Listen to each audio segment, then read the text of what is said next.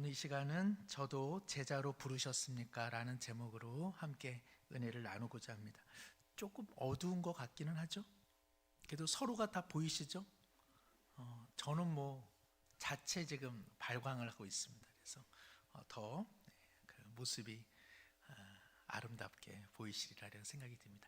다 괜찮습니다. 보이는 게 어디며 틀리는 게 어디며 너무 좋습니다. 저는 그래서 혹시나 우리 윤진희 집사님 방송실 지금 하고 계시는데 평안하시기를 바라며 우리 모든 목회자분들도 평안하시기를 바랍니다. 정말 주님의 은혜를 나누는데 그 무엇이 해방이 되겠습니까? 함께 말씀이 있고 말씀을 들을 수 있고 함께 모여서 예배할 수 있음 자체가 우리에게는 너무나 큰 감사인 줄 믿습니다. 우리 고지원 집사님도 계시고 우리 이종선 집사님, 윤진희 집사님, 우리 다인이 또 우리 예울이 얼마나 많이 방송실 고생하고 애쓰는지 모르겠습니다. 다시 한번 감사의 마음 또 하나님께서 아시는 줄 압니다. 한 가지 이야기로 시작하죠. 미국의 마크 트웨인 아시나요? 마크 트웨인 그냥 우리가 다 들었잖아요. 그리고 그의 작품 톰 소여의 모험 읽은 사람은 없고 다 만화로 보았습니다. 톰 소여는 그의 친구 허클베리 핀과 함께 엄청난 장난꾸러기잖아요. 말썽장이고 교회에서 이 달란트 딱지를 모으면은 그 성경책을 준다는 이야기를 듣고 톰 소여가 그 성경을 암송해야지만 이제 그 딱지를 받는데 암송은 하나도 못하면서도 자기가 수많은 딱지를 모아서 성경책을 받아보는 거, 그게 그렇게 너무나 부러워가지고 친구들과 물물 교환을 합니다. 그래서 자기가 어디서 난 물건을 친구들하고 바꿔치기를 하면서 드디어 수많은 달란트 딱지를 모아가지고 목사님을 통해서 성경책을 받게 되는 것이죠. 이건 마을의 자랑이고요, 영웅이 되었습니다. 톰 소여가 성경을 암송을 해서 수많은 딱지를 모아 그 무수한 아이들 중에서 대표로 성경책을 받는다. 이것이 이제 소문이 자자하게 나던 차에 그 교회로 순회 판사 가족이 잠시 이렇게 들리게 됩니다. 담임 목사님께서 너무나 이제 기쁘고 또 자랑도 할 겸해서 우리 그 교회 다니는 아이 중에 톰 소여는 성경 암송을 너무나 잘해가지고 수많은 딱지를 모은 결과 성경책을 선물로 받은 아이입니다. 그래서 톰 소여에게 너가 외우는 성경 구절 하나 한번 판사님 앞에서 한번 읊어봐라 그랬는데 톰 소여가 아무 말도 못하는 거죠.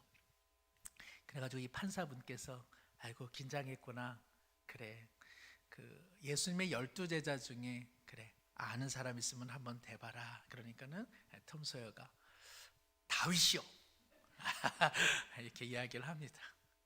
그래가지고 아니 다윗은 아니고 다윗 말고 누가 또 있잖아, 골리앗이요 이렇게 이야기를 했다고 합니다. 우리 모두는 12제자 그 이름 정도는 다 알고 계시죠? 네? 아는 걸로 치고 오늘 본문 내용을 함께 나누고자 합니다. 예수님께서 12제자를 부르신 내용인데요, 마태복음 10장 또 누가복음 6장에도 같은 내용이 기록되어 있습니다. 오늘 본문 13절에 보시면은 예수님께서 산에 오르셨다 이렇게 되어 있습니다. 예수님께서 산에 오르셨다. 그 무슨 산에 오르셨을까요? 북한산. 예수님께서 어느 산인지는 잘 모르겠습니다. 그러나 산에 오르셨습니다. 누가복음 6장 12절 13절에는 이렇게 기록되어 있습니다. 이때 예수께서 기도하시러 산으로 가사 밤이 새도록 하나님께 기도하시고 밝음에 그 제자들을 부르사 그 중에서 12를 택하여 사도라 칭하셨다. 예수님께서 12제자를 부르시기 앞서 어디에 올라가셨다? 산에 올라가셨다. 산에 올라가서 무엇을 하셨다? 기도하셨다. 그리고 기도하신 이후에 제자들을 부르셔서 그들을 12 택하여 사도라. 사도라고 하는 것은 보냄을 받은 자.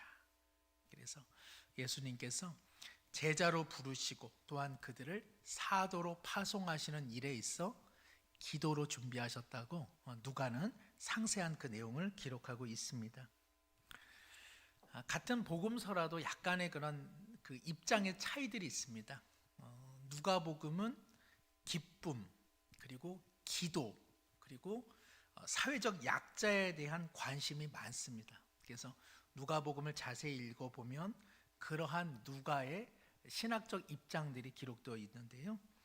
누가는 마찬가지로 예수님께서 산에 오르신 것을 기도의 영성으로 파악해서 예수님께서 12제자를 부르시는 내용, 또 그들을 훈련시켜 사도로 보내는 일에 있어서 예수님께서 많은 것들을 하나님 앞에서 묻고 기도하고 들었다, 이렇게 기록하고 있습니다. 그런데 마가복음에서는 그와 같은 사실을 기록하지 않습니다. 다만 예수님께서 산에 오르셨다, 이렇게 되어 있습니다. 예수님께서 산에 오르신 맥락을 그러면 마가는 어떻게 조명하고 있느냐? 그것은 마가복음 3장 오늘 13절 앞선 사건과 연관이 되어 있는데, 앞선 마가복음 3장 7절부터 12절까지는 예수님께서 많은 병자들을 고치신 사건으로 인해서 여러 지방에 몸이 아프고 힘든 이들이 예수님께로 나와 예수님께서 몸을 가눌 수 없을 정도로 수많은 인파에 쌓여 있었다라는 사실을 기록하고 있습니다. 3장 10절에 보시면은 이는 많은 사람을 고치셨으므로 병으로 고생하는 자들이 예수를 만지고자 하여 몰려왔음이더라. 많은 사람들이 예수님을 통해서 당시에 변변한 의료 체계가 있지도 않고 병든 자는 저주받은 자로 치부하던 시절에 예수님을 통해서 회복되어진다. 이것은 정말 놀라운 소식 아니겠습니까? 그래서 수많은 사람들이 예수님을 찾아오던 터라 예수님께서 몸을 가누실 수 없는 그런 인파에 휩싸여 계셨습니다. 그러므로 예수님께서 산에 오르셨다라고 하는 것은 지금 그 인파들로부터 거리를 두시고 긴급하고 중요한 문제이지만 예수님께서 그 문제 하나하나를 해결하러 오신 분이 아니기 때문에 예수님께서 후퇴를 하십니다. 산에 오르셔서 무엇을 하셨을까요? 다시는 고치지 말아야지. 아이고, 한번 고쳐줬더니 이건 난리구만, 난리야, 북새통이야, 이런 생각 안 하셨겠죠. 저들의 필요는 이렇게 긴급한데 누가 그 일을 할 수 있을까? 나로서 내가 다 감당해야 될 일은 아닌데 내가 부재하고 내가 승천한 후에 누가 그 일을 해야 할 것인가? 누굽니까? 그 일은 바로 제자들이기에 예수님께서는 산에 오르사 그들과 거리를 두면서 역시 제자들을 부르시는 일로 인하여 많은 생각을 하나님 앞에서 하셨으리라, 이렇게 생각이 듭니다. 그러니까 누가가 보인 어떤 기도의 영성이나 마가가 예수님께서 사람들과 문제들로부터 일정한 거리를 두어 잠시의 시간을 가진 것은 서로 상반된 이야기가 아니라, 기도한다라고 하는 것은 하나님의 시야, 하나님의 뜻을 발견하는 일이요, 그리고 복잡하고 긴급한 삶에 잠시 벗어나서 하나님의 뜻을 구하는 귀한 시간이라, 이렇게 생각이 듭니다. 예수님께서도 이와 같은 절대적 시간이 필요했습니다. 하나님의 뜻을 구하는 시간, 그리고 긴급한 문제로부터 그러나 잠시 벗어나서 하나님의 뜻을 구하는 시간, 그리고 그 속에서 하나님의 마음을 살피는 일들, 이러한 시간들이 예수님에게도 필요했다면 오늘 우리에게는 말할 나위도 없겠죠. 오늘 우리 시대는 그야말로 소리와 영상과 소문과 난리로 가득 차 있습니다. 저도 기도를 하면 이렇게 마음이 휘저어져 있는 것 같은 생각이 들 때가 있습니다. 마음이 부유물들로 가득 차 있어서 마치 누가 이렇게 나무젓가락으로 후벼진 것처럼 그렇게 흙탕물이 뒤덮여져 있는 것 같은 생각을 할 때가 참 많이 있습니다. 그러한 그 세상의 목소리와 그리고 세상의 소리들은 좀 잠잠히 내려지고 상층부에는 조금 맑은 물이 개운하게 떴으면 좋겠는데 참 그러기에는 잡다한 생각도 많고 우리 인생에 긴급하고 중요한 이야기들이 많아서 참 기도할 때 마음 비우기가 참 쉽지 않다, 그런 생각을 할 때가 많습니다. 우리 성도님들은 어떻습니까? 기도하실 때 좀 비워내고 계시는지요? 비우지 않으면 주님의 마음을 채우기가 참 어렵습니다. 세상의 소리와 세상의 이미지와 세상의 영상과 세상의 이야기들이 우리 마음에 너무 가득 차 있어서 과연 예수님의 말씀, 예수님의 마음을 채울 공간이 있는지 우리 스스로 돌아볼 필요가 있는 것 같습니다. 비우는 것 없이는 채울 수는 없는 것이죠. 우리에게 비움의 시간이 확보되어서 다시 주님의 마음으로 채워지는 은혜가 있기를 소망합니다. 예수님께서 그렇게 비워내신 후에 다시 하나님의 마음으로 충만한 상태에서 이제 계획하신 12명의 제자를 부르십니다. 14절에 보시면 이에 12를 세우셨다 되어 있는데, 여기 12지파, 12명이라고 하는 것은 구약의 12지파의 연속선, 그런 연장선 속에서 이야기되고 있습니다. 그러나 다만 이스라엘의 12지파를 그냥 바톤을 받듯이 이어받은 12명이 아니라 12지파가 해내지 못한 그들의 실패를 뛰어넘는 새로운 신약 백성의 시대로서 이제 예수님께서 12명을 부르고 계시는 것이죠. 이스라엘의 12지파는 어떤 면에서는 실패했습니다. 하나님의 영광을 나타내는 것으로 하나님께서는 그들을 나라 삼으셔서 땅을 준비해 주셨고, 그리고 백성을 준비해 주셨고, 그리고 하나님의 통치권을 그들에게 허락하셨는데 히브리 민족은 이것을 놓쳐버린 것이죠. 흔히 말하면 나라라고 하는 것은 땅이 있고 그리고 국민이 있고 주권이 있는데, 하나님께서 가나안 땅을 허락하시고 아브라함을 통해서 백성을 허락하시고 하나님께서 저들의 백성이 되어 주셔서 하나님께서 그들의 왕이 되어 주셔서 그들에게 통치권을 요청하고 계셨는데, 이스라엘 12지파는 이에 실패하고 말았습니다. 그렇기 때문에 이제 예수님께서 새로운 백성을 불러내시는 것이죠. 예수님이라고 하는 그 주권 속에 새로운 신약 백성이라고 하는 하나님의 또 다른 시민들과 그리고 백성들을 불러내시는 것, 그것이 바로 12제자를 부르신다는 의미입니다. 그래서 중요한 것은 12제자를 부르셨다라고 하는 것은 단순히 숫자 12명을 의미하는 것이 아니라 새로운 하나님의 백성, 새롭게 주님 앞에 순종하는 새로운 영적 12지파로서 신약교회를 의미한다고 할 수 있습니다. 예수님께서는 12제자를 통해 새로운 신약에 순종하는 백성들을 불러내고 계시는 것이죠. 그렇기 때문에 모든 신자는 12명의 제자를 불러내는 그 포함 속에 우리 모두 다 존재하고 있다는 것을 꼭 기억하실 필요가 있습니다. 베드로 불러냈어, 그것이 아니라 베드로를 불러내시고 요한을 불러내시고 야고보를 불러내실 때에 우리도 다 같이 불러내고 계신다.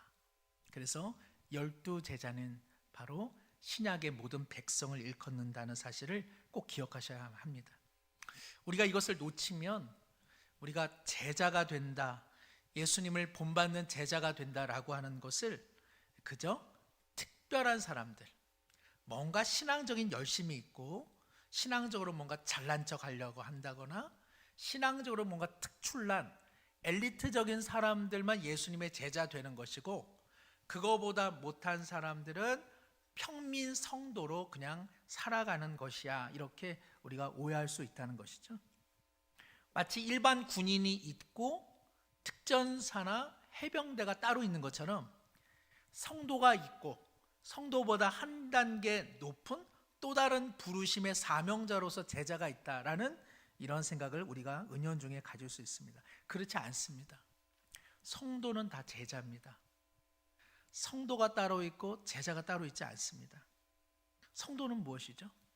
그리스도의 보혈로 하나님께서 거룩한 자라 불러주신 분이 성도입니다. 자녀는 무엇이죠? 예수 그리스도의 피값을 통해 하나님께서 자녀 삼아 주신 존재, 그것이 하나님의 자녀죠. 백성은 무엇입니까? 하나님 나라의 백성은 다른 뜻이 아닙니다. 예수 그리스도의 보혈로 말미암아 그 나라의 백성 되어 하나님께서 왕이 되어 다스림을 받는 인생들, 백성이라고 이야기합니다. 제자란 무엇입니까? 그리스도께서 불러내어 그 말씀의 길을 따라가라고 불러내신 사람들, 그것이 바로 제자인 것이죠.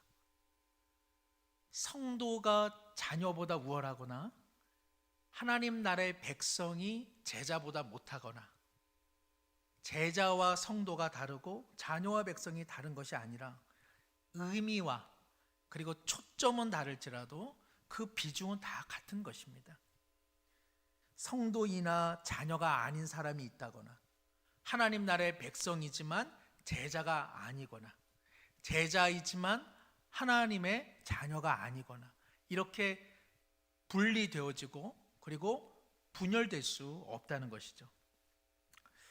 그럼에도 불구하고 우리가 제자라고 하는 말에 좀 더 어떤 그런 비중이 있는 것은 사실입니다. 제자라고 하는 말은 성도 또 백성 또 자녀라는 말보다는 조금 어떤 역동성, 그런 것이 사실은 있는 측면이 분명히 있는 것이죠. 그래서 실제로 제자는 부름을 받아 훈련되어지고 만들어진다, 그런 뜻을 갖고 있습니다. 제자라고 하는 그 영어 단어도 이를 반영하고 있습니다. 그래서 제자라는 말은 훈련된다, 훈련받는다, 그런 뜻을 갖고 있는 것이죠. 오늘 본문에도 보시면 13절 14절에 또 산에 오르사 자기가 원하는 자들을 부르시니 나온지라 이에 12를 세우셨다, 이렇게 되어 있습니다. 12를 세우셨다. 이것은 줄 맞춰 서봐봐 가면서 봐 둘넷 뭐죠? 꼴뚜기 막 이렇게 세던데 저도 다 까먹었습니다. 하여튼 둘넷 여섯 앉아번호 이렇게 지금 12를 세우신 것이 아니라 어떤 목적을 가지고 그들을 불러 세우셨다, 그들을 훈련시키신다, 준비하신다, 구비하신다, 그런 뜻을 갖고 있습니다. 앞서 말씀드린 것처럼 제자란 신약교회 전체 우리 모두를 의미하는데, 그럼에도 불구하고 이 제자라는 말에는 불러내어 훈련시키고 구비시킨다, 그런 말을 갖고 있기 때문에 우리가 성도 또 백성 또 이 자녀라는 말보다는 조금 더 가치가 무겁게 느껴지는 것이 사실이기는 합니다. 그러나 말씀드리고 싶은 것, 성도의 가치와 목표가 따로 있고 제자의 목표와 가치가 따로 있는 것이 아니고 성도와 제자 모두가 같은 길이며 그리고 모두가 다 제자로 주님께서 우리를 다 부르셨다는 사실을 꼭 기억하셔야만 합니다. 너는 성도로만 불렀어, 너는 제자는 아니야, 이렇게 말씀하지 않으신다는 것입니다. 우리를 성도로 부르실 때 내 길을 따르는 제자로, 누구든지 자기를 부인하고 나의 십자가를 짊어지는 인생으로 우리 모두를 예수님은 부르셨다는 것입니다. 제자는 고차원적인 삶이 아닙니다. 성도로 부름받은 인생이라면 우리 모두가 제자로 살아가야 한다는 것이죠. 그래서 예수님께서는 마태복음 마지막 장에서 이것을 이렇게 확언하고 계시죠. 마태복음 28장 18절에서 20절 말씀 우리 함께 한번 읽겠습니다. 시작. 그러므로 너희는 가서 모든 민족을 제자로 삼아 아버지와 아들과 성령의 이름으로 세례를 베풀고 내가 너희에게 분부한 모든 것을 가르쳐 지키게 하라. 볼지어다 내가 세상 끝날까지 너희와 항상 함께 있으리라 하시니라. 아멘.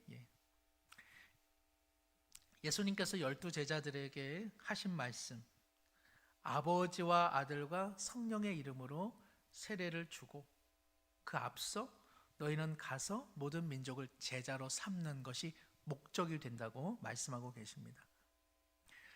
제자들이 12명 따로 세움을 받았는데 그들을 통해서 예수님께서 하시고자 하는 일이 무엇이라고요? 모든 민족이 너희들처럼 제자 되는 것, 이것이 내 목적이요 뜻이라고 주님께서는 명백히 말씀하고 계십니다. 그러므로 12제자를 세우신 것은 그들만 특별해서가 아니라 12제자들을 통해 우리 모두가 제자 되게 하는 것, 이것이 예수님의 적어도 마태복음에서는 마지막 명령이십니다. 우리 모두가 마지막으로 저 사람이 무슨 말 할까? 떠날 때 저 사람이 무슨 말 할까? 얼마나 귀담아 듣습니까? 마지막으로 하는 것에는 대단한 의미가 부여됩니다. 예수님께서 마태복음에서 마지막으로 하신 말씀은 모든 민족 제자 삼는 것, 그것이 내 뜻이라고 분명히 말씀하셨기에 우리 모두는 다만 성도, 다만 자녀가 아니라 제자로 구비되어지고 제자로 살아가는 일에 더욱 마음을 쏟을 이유가 있는 것이죠. 제자가 된다는 것은 무엇일까요? 오늘 말씀 14절에 보시면 이에 12를 세우셨으니 이는 자기와 함께 있게 하시고 또 보내사 전도도 하며 귀신을 내쫓는 권능도 가지게 하려 함이라, 이렇게 말씀하십니다. 예수님께서 제자들을 부르신 것, 제자의 본질, 그것을 이 구절이 다 말해주는 것은 아니지만 여기서 아주 중요한 하나의 내용이 있습니다. 그것은 예수님께서 제자들을 따로 세워 부르시는 데는 예수님께서 그들과 함께 하려 하심이 가장 중요한 특징입니다. 예수님께서 제자들을 부르시되 그들과 함께 하는 것, 이것이 제자됨의 아주 중요한 요소라고 할 수 있습니다. 실제로 예수님께서는 제자들과 공적 생애의 3년의 모든 시간을 함께 하셨습니다. 예수님께서 제자들과 함께 하시면서 예수님께서 제자들이 예수님을 통해 배웠으면 했던 건 무엇일까요? 기적을 쓰는 법, 혹은 어떻게 이런 그 언변으로 사람을 압도할 수 있는가 하는 언어의 권능, 혹은 전도의 기술, 이런 것들을 예수님께서 3년 동안 옆에서 배우기를 원하셨을까요? 그렇지 않으셨겠죠. 예수님은 제자들이 예수님의 삶과 인격을 옆에서 보며 그것을 좀 더 본삼아 모방도 좋고 그것을 따라가며 그것이 그들의 삶에 조금이나마 삶의 한 부분이 되기를 바라셨을 것입니다. 작은 예수가 되는 인생으로 예수님께서는 제자들을 부르셨고 그리고 예수님과 함께 머물게 하셨습니다. 어느 분께서 예수님과 일주일만 보낼 수 있다면 자기는 예수님께서 식사하실 때 어떻게 식사하시는가, 그거를 보고 싶다, 이렇게 이야기하는 분의 글을 읽은 적이 있습니다. 저는 이렇게 그 드라마에서 배우들이 음식을 참 맛있게 먹어요. 그 보면 저희 집만 못하거든요. 저희 집은 항상 고기를 먹는데 그 TV에서 나오는 반찬들 보면 그 뭐 시금치, 뭐 콩나물 이런 것들 먹는데도 저희 집에서 먹는 그러한 이런 삼겹살이나 스테이크 못지않게 맛있게 먹어요. 그래서 저는 왜 저 사람들은 맛있게 먹지? 왜 맛있게 보일까? 연구와 연구를 한 끝에 발견했습니다. 입을 다물고 먹더라고요. 젓가락으로 집어서 입속에 넣어 입을 딱 다물고 오물조물 먹는데, 물론 다 예쁘고 잘생겨서 맛있어 보이기는 하겠지만 그래서 저도 음식을 요즘에 입을 좀 다물고 먹습니다. 뭐 주위에서 맛있게 먹는다는 이야기를 듣지는 못했습니다만은 잠시라도 제가 배우가 된 것 같아서 음식이 너무 맛있어집니다. 예수님 이렇게 예수님하고 우리 같이 있으면 예수님은 어떻게 식사하실까요? 적어도 쩝쩝거리지는 않으셨을 것 같고, 그렇죠? 또 드시면서 그거 좀 미원 있으면 좀 가져와 봐라. 영금 뭐 건강도 좋다만 아유 맛이 있어야 이게 뭐냐 그러시지 않으셨겠죠? 예. 예수님께서 식사하시면서 트름을 꼭 하면서 아이고 맞췄다 그러지는 않으셨을 거예요. 모르겠습니다. 우리가 예수님과 만나서 기대하는 것은 예수님께서 기적을 베푸실 때 어떻게 하시나, 예수님께서 하시는 전도의 그 기술은 무엇인가, 우리 아마 그런 거 크게 관심 없을 겁니다. 참 나는 꺼려하는 사람인데 어떻게 예수님은 다정스럽게 저렇게 다가갈 수 있으실까? 예수님께서도 몸을 가지셔서 너무나 피곤하실 텐데 그 피곤함과 스트레스가 마음과 삶의 중압감이 될 때 어떻게 그것을 이겨내실까? 화를 낼 만한 상황인데 어떻게 예수님께서는 그것을 제어하실까? 아니면 예수님께서 화를 내실 때에도 과연 그 분노 이상으로 어떻게 조절하실까? 우리는 아마 예수님의 그 삶의 모습, 인격 이런 그것을 아마 우리는 보려고 부단히 애를 쓸 것입니다. 사람이 함께 살면 큰 문제에서 부딪히는 것이 아니라 작은 문제에서 부딪힌다고 이야기하죠.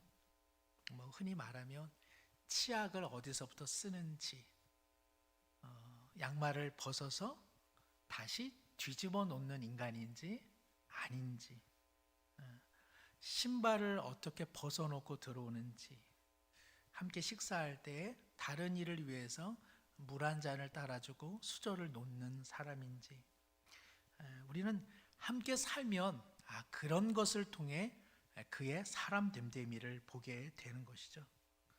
예수님께서 그들을 제자로 부르셨다는 것, 그리고 제자가 된다라고 하는 것은 큰 일을 하게 하는 것이 아니라 예수님처럼 사는 작은 인생으로 너희들도 한번 살아보라는 것으로 그들을 불러내신 것이고, 그 이후에 그들의 삶의 결과로서 전도도 있었고 치유 사역도 있었고 다른 이들에게 복음을 증거하는 일들도 있었지, 무슨 예수님과 만나 무슨 제자 양성소처럼 되는 것으로 제자가 되는 일은 없었을 것입니다. 예수님처럼 되는 인생, 예수님처럼 조금이나 닮은 인생 되는 것, 그것이 바로 제자의 부르심이라고 할 수 있습니다.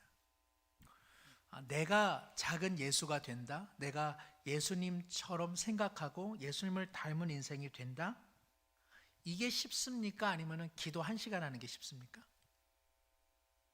예수님을 닮은 인생 맞습니다.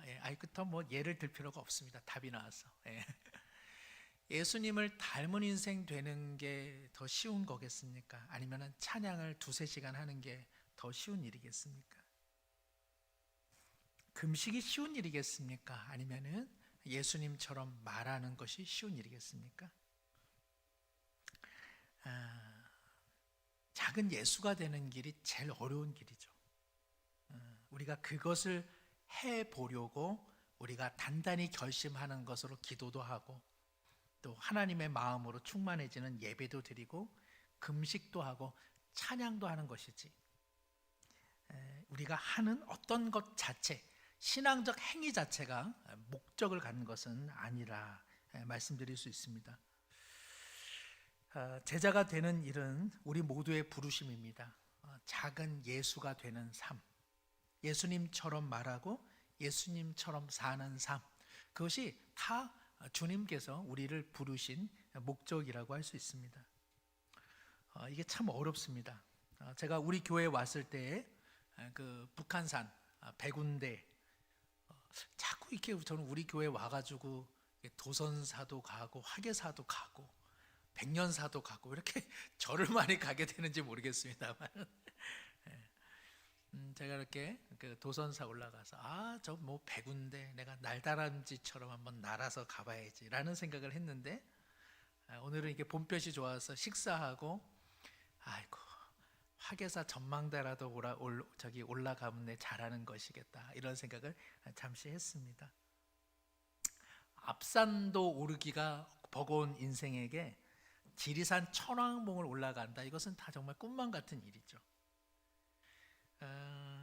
때때로 우리의 어떤 그 예수님을 믿는 어떤 그런 우리의 그런 어떤 그 소망과 성경이 하나님께서 우리에게 기대하는 바가 때때로는 참 차이가 클 때가 많습니다. 우리는 예수님을 믿어서 그저 예수님과의 관계성으로 삶의 어려운 것들이 해결받고 우리가 돌아갈 본향을 마련하는 것으로서 예수님을 믿는 재미가 있을런지는 모르겠습니다만은 하나님께서 우리를 부르신 데는 그것으로 하나님은 만족해하지 않으신다는 것이죠.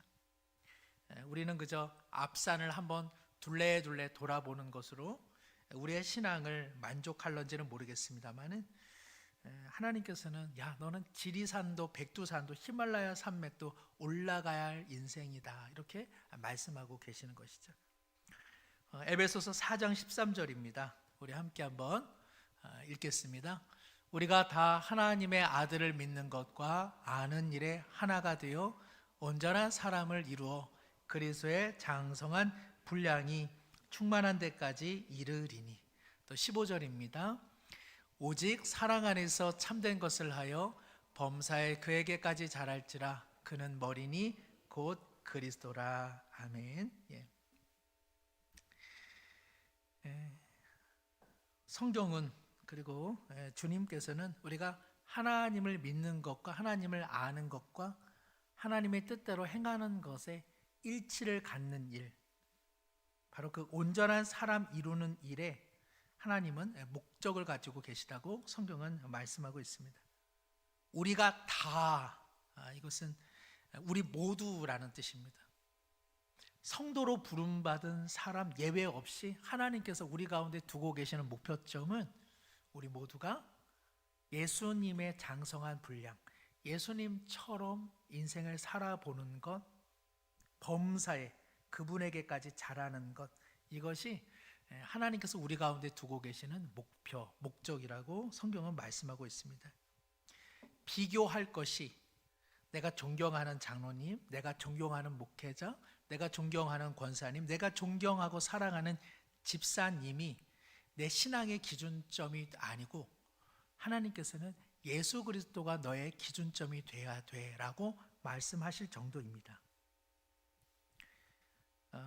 여기 그 에베소서 4장 13절에 온전한 사람을 이룬다 이렇게 되어 있는데 그 제자라고 하는 말이 복음서와 사도행전에는 250여 차례 기록됩니다.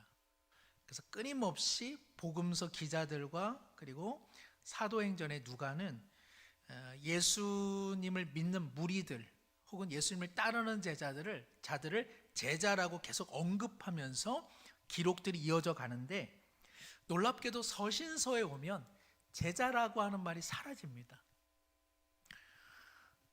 복음서와 사도행전에서는 그토록 기록되고 있는 제자라고 하는 말이 왜 서신서에서는 사라졌는가? 이거에 대해서는 여러 신학적인 이견들이 있습니다. 그것은 차치하고 바울 사도는 서신서에서 제자라는 말을 무엇으로 대체하느냐 하면 온전한 사람이라는 말로 대체합니다. 그래서 서신서를 읽어보시면 온전하니라, 완전하다 이런 뜻이 참 많이 등장합니다. 그런 단어들이. 온전함이란 원래 뼈를 제자리에 맞춘다, 어그러지고 틀려지고 어긋난 것들을 원래로 복귀시켜 움직이게 한다, 그런 뜻을 갖고 있습니다. 제자라는 말과 결코 다르지 않습니다. 주님께서 나의 말과 그리고 내가 간 길을 너도 걸어가야 한다라는 제자로의 부르심이나 서신서에 나타난 온전함, 원래의 자리로 돌아가도록 어긋나고 그리고 온전하지 못한 것들을 맞추는 일, 이것은 결코 다른 이야기가 아니라는 것입니다. 신약 성경 전체는 이 제자, 온전한 사람을 이루는 것에 아주 중심을 갖고 있다는 것 우리가 기억할 필요가 있습니다. 내가 어렵다 하여 하나님께서 포기하시면 좋겠습니다마는 하나님께서 포기하지 않으신다는 것입니다.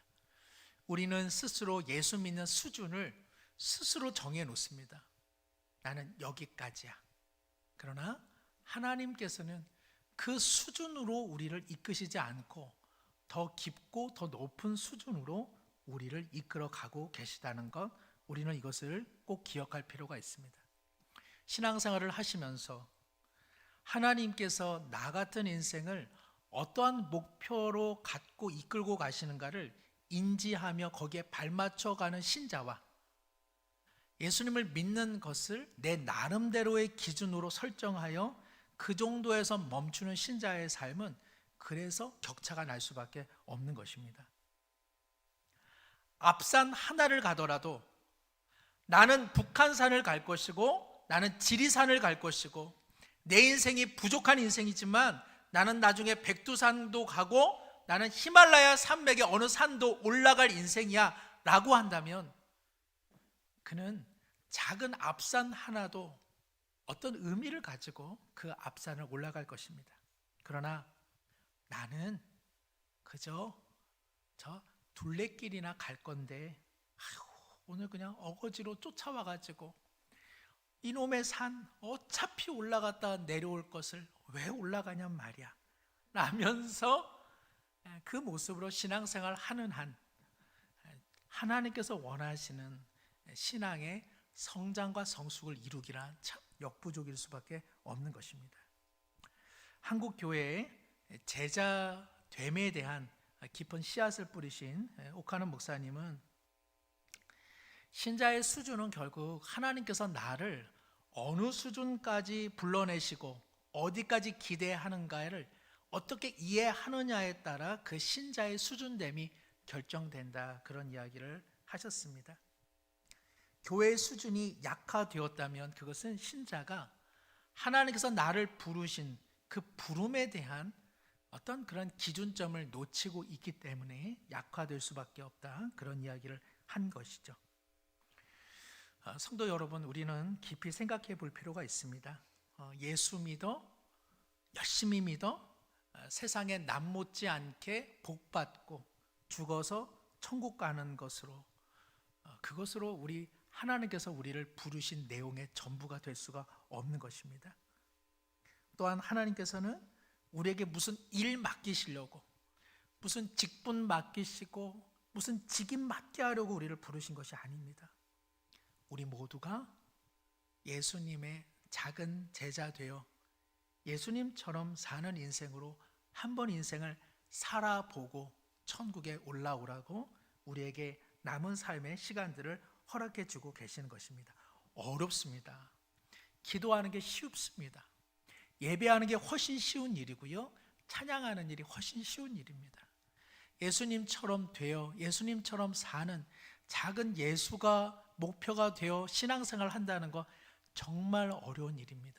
그러나 예수님께서는 그 일 하자고 12사도를 불러냈고 그리고 그들을 통해 모든 민족 제자 삼는 꿈을 우리 하나님께서는 여전히 포기하지 않고 계십니다. 지금의 현실은 예수님께서 제자들을 부르신 현실과 결코 다르지 않습니다. 예수님은 지금 성령과 말씀으로 12제자와 함께 하신 것처럼 오늘 우리와 함께 하십니다. 제자들을 훈련시키신 것처럼 지금 우리의 모든 삶의 구석구석마다 우리 주님은 우리를 훈련시키고 계십니다. 예수님의 공생애 속에서 제자들이 넘어지고 자빠지고 엉뚱한 생각할 때마다 야, 너는 절로 가라, 너는 탈락, 이리 안 하시고 그 삶 속에서 계속 그들을 부둥켜 안고 가신 것처럼 우리 예수님은 오늘도 우리를 훈련시키시고 제자로 만들어가고 계시는 것이죠. 제자들은 배반하고 떠났습니다. 그러나 예수님께서는 다시 찾아오셨습니다.